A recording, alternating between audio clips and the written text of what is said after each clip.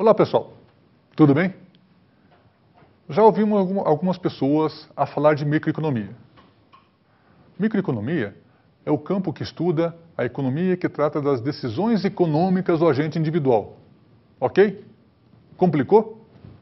Pois bem, a microeconomia estuda a formação de preços do mercado, que é resultado entre a interação das empresas e os consumidores. Mas antes de iniciar, vamos a um palavrão. Peço desculpas. Ceteris paribus. Essa condição significa que, esse palavrão ceteris paribus, significa que na análise de duas variáveis, ou seja, se estou analisando, por exemplo, o preço de um produto e a quantidade que vai ser consumida, e estou analisando também a renda que eu tenho para poder consumir essa quantidade, todas as outras variáveis são constantes, ou seja, não interessam. Por exemplo, se eu colocar a demanda, a quantidade consumida em relação ao preço, eu vou fazer em relação à renda que eu tenho, porque a quantidade em relação ao preço.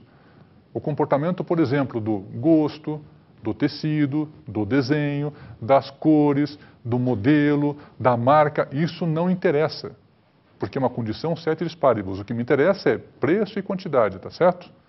O resto a gente vai agregando, vai colocando na análise, conforme a gente vai desenvolvendo esse conceito de demanda. Pois bem, para entender esse conceito de demanda, ou seja, o interesse do consumidor em adquirir um bem e serviço, a gente precisa trabalhar um pouquinho.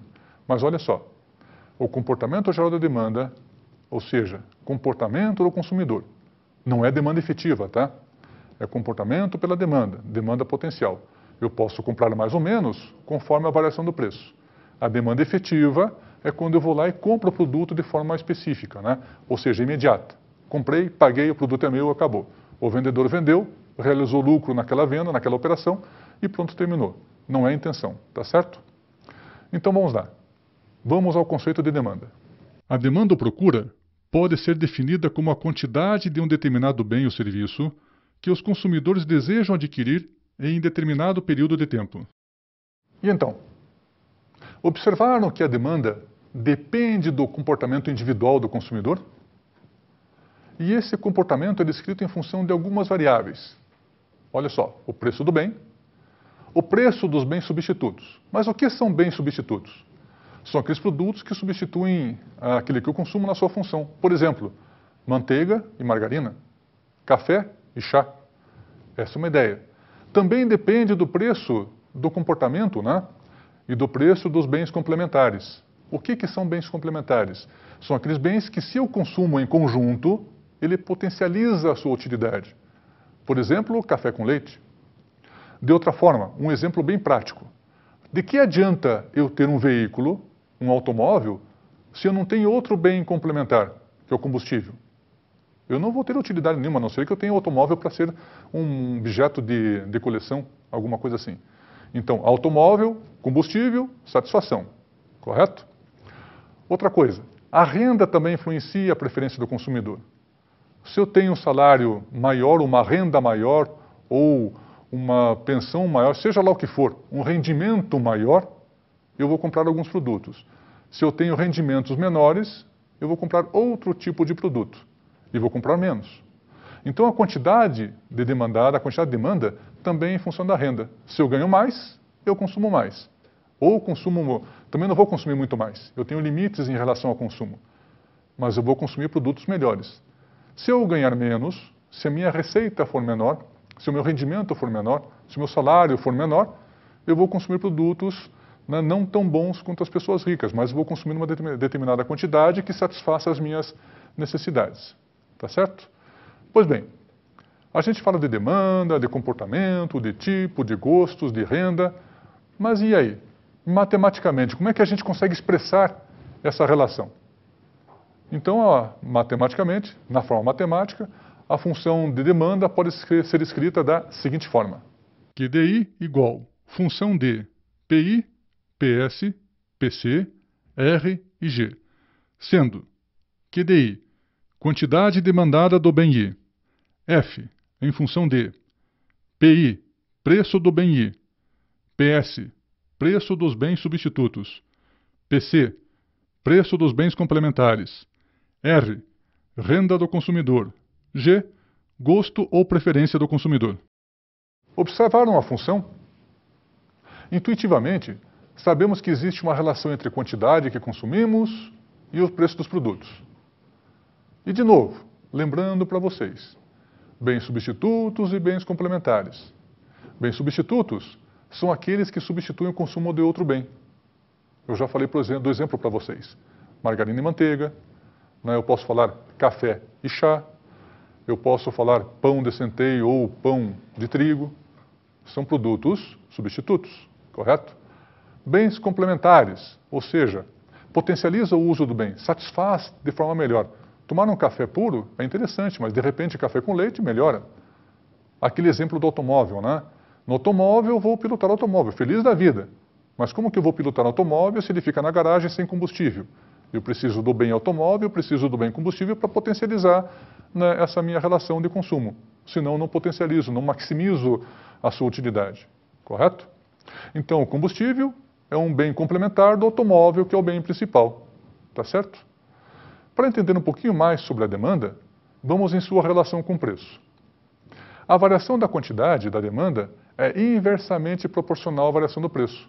O que significa isso? Sabe aquela sensação que a gente tem no mercado quando a gente vai comprar um produto? Puxa vida, esse produto ficou caro, não vou comprar agora, vou comprar depois. Vou esperar uma promoção, esperar uma redução de preço. E se o produto abaixou o preço, olha, o preço desse produto abaixou, então vou comprar, vou aproveitar essa redução de preço e vou comprar algumas quantidades. Se eu puder fazer um estoque, eu posso fazer, senão eu vou comprar porque é uma oportunidade. Então significa o seguinte, essa questão da variação da demanda inversamente proporcional ao preço, ela é muito simples.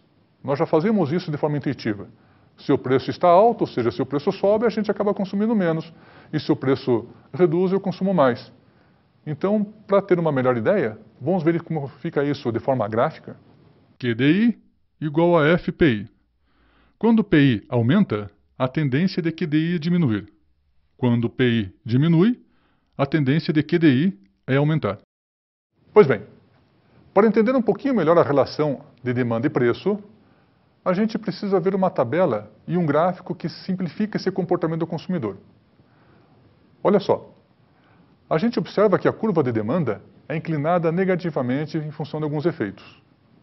Primeiro, quando o preço do bem X aumenta e a renda do consumidor permanece constante, há queda de demanda do bem X. Ou seja, vamos imaginar o seguinte, o bem X é uma camisa, por exemplo. Se o preço da camisa permanece constante em relação à minha renda, eu compro uma quantidade de camisas e pronto.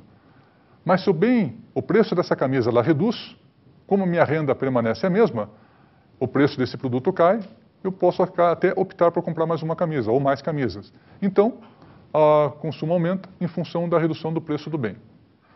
Pois bem, e se o bem tem um produto substituto, né, um outro bem substituto? O que acontece? Tem uma coisa que a gente chama de efeito substituição. Olha só como acontece. Se um bem X tem um substituto Y, quando o preço do bem X aumenta, o consumidor adquire o bem substituto.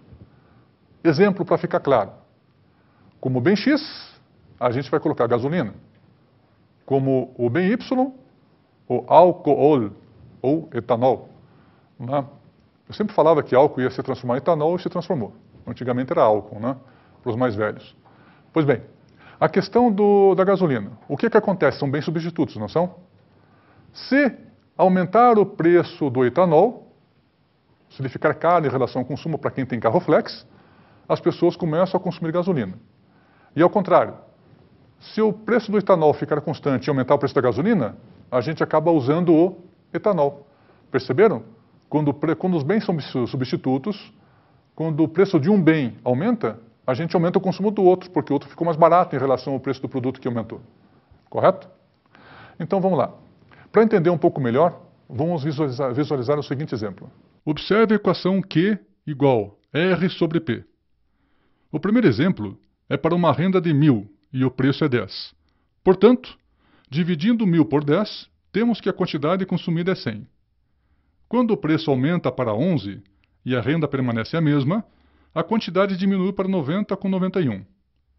Já quando o preço diminui para 9, a renda permanece a mesma, a quantidade aumenta para 111,11. Perceberam por que a quantidade varia inversamente à variação do preço? Muito bem. Parece um pouquinho confuso, né? Mas não é. Vamos entender um pouquinho mais essas relações. Vamos para a explicação do que são bens normais de consumo saciado e inferiores. Pois bem, o que são bens normais? São aqueles bens que são preferidos pelo consumidor. São aqueles que têm um comportamento normal. Por exemplo, um aumento na renda resulta no aumento da demanda. QDI, quantidade demandada do bem I. Tá certo? Para os bens de consumo saciado, eles são consumidos na quantidade necessária. Ou seja, um aumento da renda, R, vamos chamar a renda de R, né, não aumenta a quantidade do bem consumido, ou seja, da quantidade consumida do bem I, QDI, correto? Vamos imaginar a seguinte situação. Se eu tenho, por exemplo, DVDs, ou tenho bebidas, ou tenho uma certa quantidade de produtos que eu vou consumir em casa, e são bens normais, então eu vou consumir em função do aumento da minha renda. Eu vou comprar um pouco mais de alimentos, alimentos diferentes. Se eu gosto de vinho, eu vou comprar mais garrafas de vinho. Né? Em função disso, eu vou consumir, né, um pouco mais. Porém, aqueles bens de consumo saciado, vamos colocar assim, sal, por exemplo, não é porque a minha renda aumenta de 1.000 para 10 mil reais que eu vou comprar mais sal. Fazer estoque de sal, fazer bolinho de sal, né, fazer sal na grelha. Não funciona, né? Então eu vou acabar fazendo o consumo saciado, ou seja, aquele consumo me satisfez e pronto, correto? Por outro lado, se eu gosto de assistir vídeos, filmes, eu vou comprar uma quantidade interessante de DVDs, né? Ou Blu-ray, né? Seja lá o que for. Outra questão, também existem os bens inferiores. São bens preferidos pelo consumidor, né? Esses bens inferiores, eles fazem o seguinte, quando eu aumento a renda, mas são bens preferidos para consumidores de baixa renda, tá certo? Por isso, bens inferiores. Vamos imaginar um refrigerante de segunda ou terceira linha, tá certo? Quando esse indivíduo, quando essa pessoa tem a sua renda aumentada, ele reduz a demanda desse bem inferior. Então é um comportamento ao contrário. A esse nome a gente pode chamar de bens de Giffen, né? Ou seja, eu consumo lá, em vez de consumir um refrigerante de primeira linha, eu consumo uma tubaína. Aí a minha renda aumentou. Eu deixo de consumir a tubaína e aumento o consumo de refrigerantes de primeira linha. Essa seria a ideia, correto? Porque eu sempre quero produtos de melhor qualidade. Então, bens inferiores são aqueles bens de produtos com baixa qualidade. Pois bem, o que a gente precisa ter em mente, o que os administradores precisam ter em mente, é o que o comportamento de demanda possui alguns pressupostos básicos. Lembra quais são? Pois é, preço, quantidade, a renda do consumidor, né? O gosto, bens substitutos e bens complementares. Isso acontece, esse tipo de comportamento acontece em qualquer lugar do mundo. Não importa se o sistema econômico é capitalista, se ele é comunista, socialista, se é economia mista, não interessa. O comportamento é igual. E também não vai importar o tipo de cultura, de clima, porque nessas regiões, né, não importa a cultura, não importa o clima, não importa o costume, eu tenho uma determinada renda. Portanto, né, eu vou consumir uma quantidade adequada. Tá certo? Então, percebam o seguinte, será mesmo que o comportamento dos consumidores, isso é, influencia na demanda? É claro que sim. Se vocês perceberam que esse comportamento básico depois é agregado a outros comportamentos, então atingimos nosso objetivo. Ok? Bons estudos e até o próximo encontro.